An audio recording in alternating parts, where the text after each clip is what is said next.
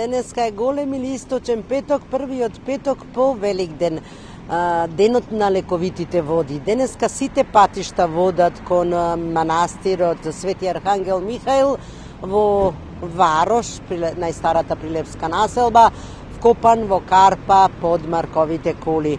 Денот е и на најстарата населба Варош, која во средновековието била крстосница на панеѓурските трговските патишта од истокот кон западот. Но манастирот Варош, во Варош, Свети Архангел Михаил заедно со Трескавец и со манастирот Зрзе се вели дека се трите манастирски бисери во Пелагониско. Посебно културно богатство со источниот западниот конак кој пред 10 години е обновен и со црква уште од 12 век. Со нас е Мимоза Христоска, директор на Заводот и музеј Прилеп. Кое е богатството што го крие манастирот? Верувањата се тие дека се мисли таа изворска вода е лековита, но кое е културното богатство на манастирот? Добро утро пред се, ви благодарам на вашата покана. Денеска е посебен ден за Архангел Михаил манастирскиот комплекс, како и за најстарата населба Варош.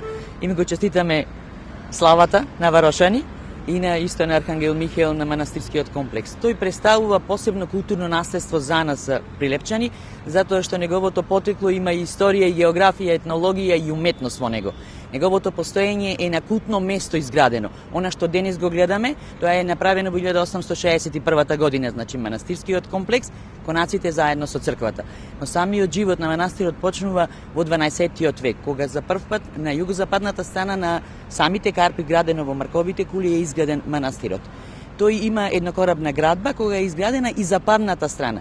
Но самата поставеност на манастирскиот комплекс има одронување на карпите во текот на 14 и 15 век, има обрушување на самите тие ѕидови. Значи прво изграден источниот ѕид, потоа западниот ѕид, за денес да го добијаме денешниот изглед кој што е во 19 век. Конаците се изградени исто со обновувањето на самата манастирска црква во 1861 година, заедно со прилепските еснафи, со помош на прилепските еснафи. Манастирот има посебно чествување затоа што денес е Белакија.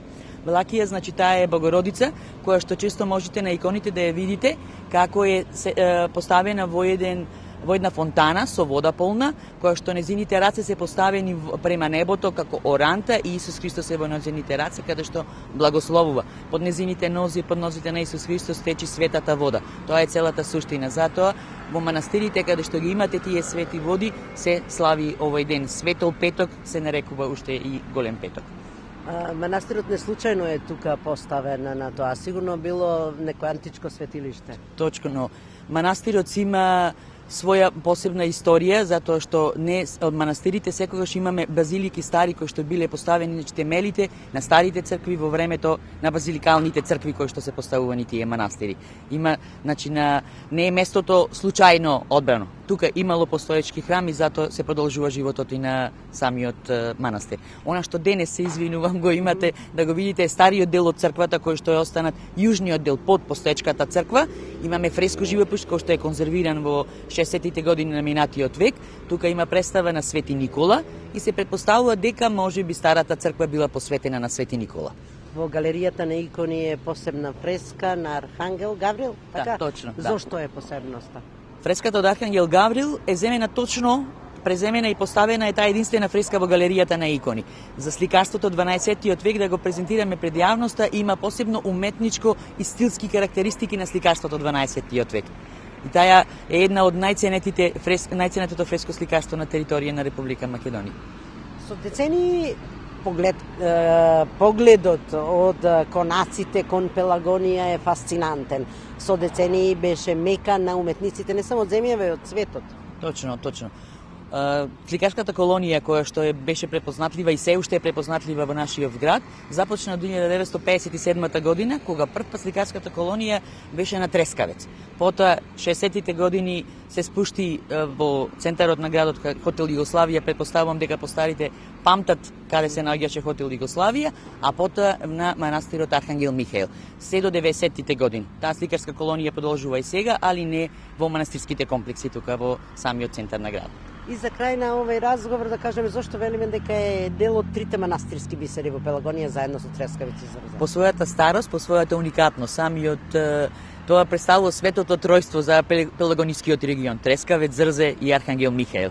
Представуваат една прекрасна гледка, кога ги посетувате сите три манастири, имате чувство дека имате нешто возвишено таму каде што сте пошли. Секојаш посетителите сакаат да ги посетат тие три манастирски комплекси. Имаат своја собствена убавина.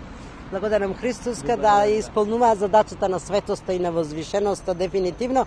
Ние ќе речеме уште еднаш честит денот на манастирот Архангел Михаел и честит нека им е денот и на жителите на најстарата прилепска населба Варош, кои денеска имаат отворени порти и пречекуваат гости, така било со векови и патници намерници им доаѓале на гости.